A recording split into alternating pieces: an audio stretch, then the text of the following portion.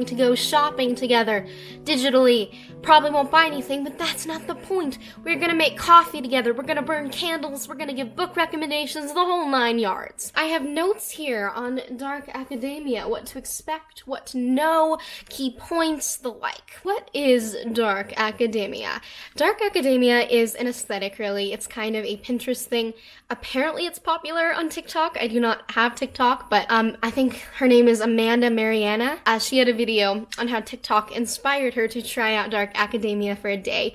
So apparently that's a thing. But dark academia is an aesthetic that is meant to romanticize kind of the pursuit of knowledge and literature. So it's kind of the perfect aesthetic for me, if I do say so myself. And I don't say so myself because BuzzFeed agrees. BuzzFeed told me explicitly that the aesthetic that matches me is dark academia. So I'm validated here. I'm validated. Apart from being an aesthetic, I actually feel that dark academia is more of a way of life and an internal transition into becoming someone who's really focused on really literature and reading and in love with the art of studying and learning. Really learning. It's pretty much like Oxford girl, schoolgirl, plaid skirt meets Dead Poets Society, if you know what I mean. If you're picking up what I'm putting down, it's like John Keating. It is Robin Williams' character from Good Will Hunting with the elbow patches and the flat caps. You know what I'm talking about? I've got my dark academia outfit on today. Black long sleeve shirt, some pleated tan high-waisted pants, a brown belt, and some matching brown hair clips. I'm feeling very academic and dark. Now let's move into some criticisms on dark academia. It is criticized often for being elitist and Eurocentric. I absolutely agree that it is Eurocentric.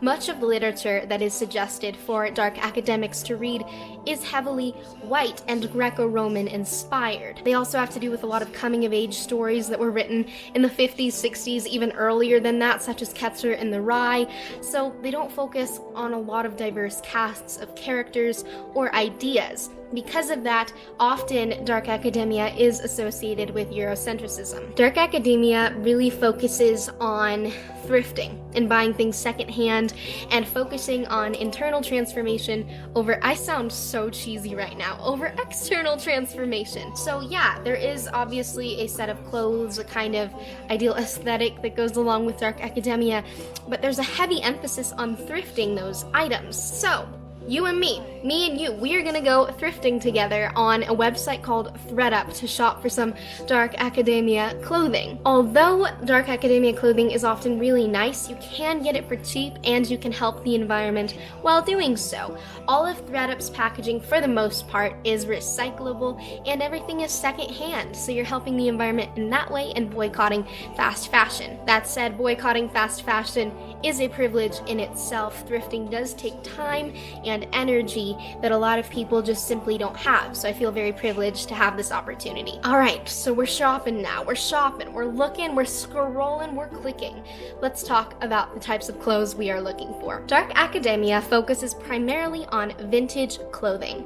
It has an emphasis on elegant accessories, monochromatic color schemes, sharp features, and really just keeping an open mind. If you find a piece that you like, it'll fit into dark academia somehow. Dark academic fashion is primarily composed of earthy colors and pieces you would typically wear in the fall, such as blazers, trench coats, button-ups, trousers, and longer skirts. It also has sort of a shoe aesthetic, such as the Oxford shoe, or in my case, Doc Martens. I love wearing Doc Martens with traditionally dark academic-esque clothing. A tailored look is essential to the dark academic theme. As much as I love baggy clothes, to be a dark academic in the flesh, take this all with a grain of salt. Again, you don't need to look a particular way to be a dark academic. More fitted looks are pretty traditional. Consider the Dead Poets Society, which of course is a bunch of white rich boys at a private school in Vermont in the autumn time.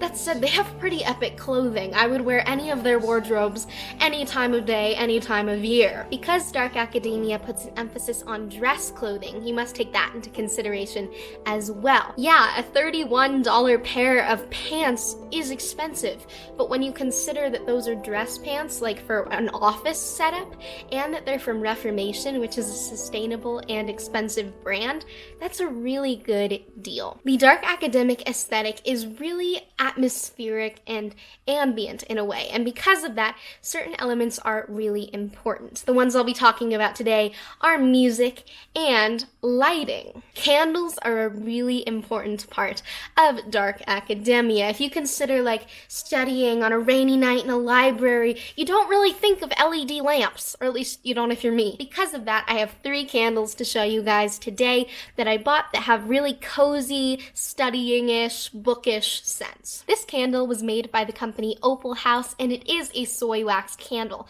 meaning it is more sustainable. This one smells like I would imagine a sugar plum would smell, though I have no idea what they actually smell like. It's just really sweet and simple and relaxing. My next candle for you guys is from my favorite candle company of all time, and it's actually designed specifically for readers. Their marketing is on point.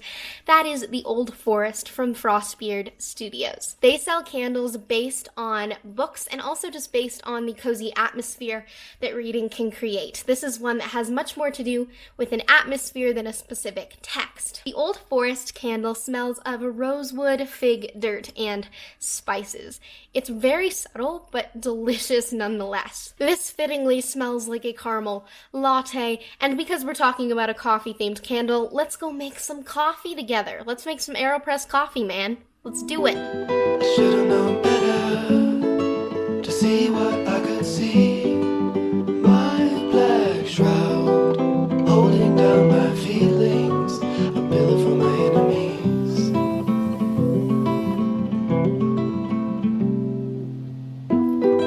I should've wrote a letter and grieve what I haven't agreed. Moving on to music, the 2 genres of music that are especially prominent in the dark academia aesthetic are classical music and jazz.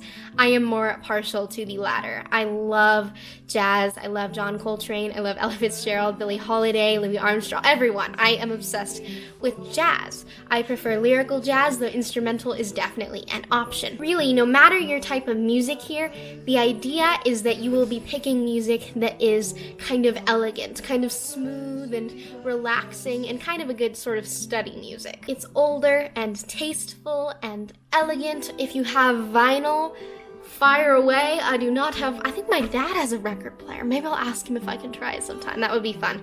But really, you're meant to just listen to more sophisticated music, but that sounds pretty pretentious, so really listen to whatever music makes you feel happy, cozy, and relaxed. Now let's get into the more school elements of dark academia. We are approaching school season. Will it be in person? I highly doubt it. The main thing to consider with school when you want to be a dark academic is just to stay ahead, to stay on top of your work, to not procrastinate. Very difficult for me. I am procrastinator supreme, but I'm working on it. Reading is also a really important element of dark academia. I forgot what it was called there for a sec. Well, you know when you say a word too many times, what is up with my bangs? This is really where the Eurocentrism in dark academia comes in. Most of the books recommended for you to read are going to be Homer, are going to be Aristotle, are going to be a lot of dead white men. Because of that, I did some research and I found a list on Tumblr that someone wonderfully created that are dark academia books to read from all around the world. So I'm going to give you a few examples here, books I want to read / recommendations. If you are looking for a dark academic text from China, this Tumblr post recommends The Art of War by Sun Tzu, as well as The Dream of the Red Chamber or The Peony Pavilion. Have I read any of these yet? No, but they are on my list. Ghulam Bagh is a recommended dark academic-esque text from Pakistan. Anything by Rumi is a text from Iran / Persia that is really, really valid and important in terms of dark academia. It absolutely matches up with the aesthetic and its core values. For an Afghan text, try A Thousand Splendid Suns. For an Indian text, The God of Small Things by Arundhati Roy. This is actually Celeste Ng's favorite book. I did a video on her that I will have linked above if you're interested. Some Filipino texts that are really cool and fit into dark academia are Twice Blessed and The Last Time I Saw My my mother, while some Brazilian ones are The Seven and Night at the Tavern. Colombian, Que Viva la Música! That sounds fun.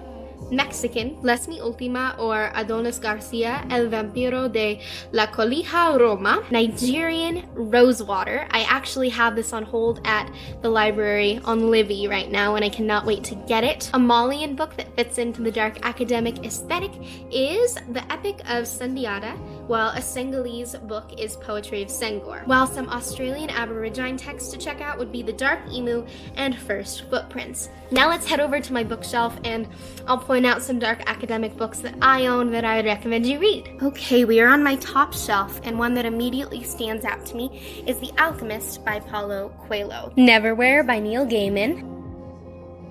So clearly there are a variety of books and texts to choose from when it comes to reading dark academic literature. It's important to acknowledge that even though a lot of the books that traditionally apply to the aesthetic are from Europe, there are a lot of options from around the world for you to check out and that I would highly encourage you to check out. Alright, now we're going to go through a flash round. I put together some key words to remember if you are interested in being a dark academic, and here they are. Oxford student in the 30s and 40s. Study like the Dead Poet Society boys. Coffee. Cursive. Sufjan Stevens. Turtlenecks. Romanticization of literature and knowledge. Art. Individuality. Sepia-toned. Pleats. Wireframe glasses. One day. One day. Tweed blazers. Oh man, I forgot my blazer! One sec! Okay, that's better. Nostalgia. Escapism.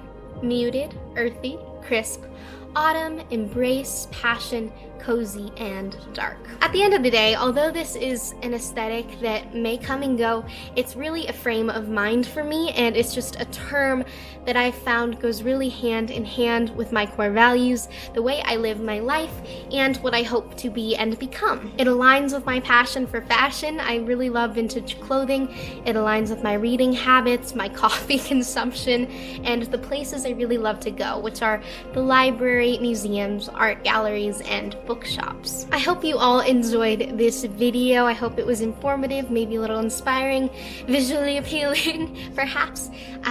Please leave below your favorite aesthetic. I would love to learn more about different aesthetics. Maybe I'll make another video about an aesthetic in the future. And with that, I will say goodbye until Saturday when we will catch up on the Reading Rush 2020. Bye, everyone.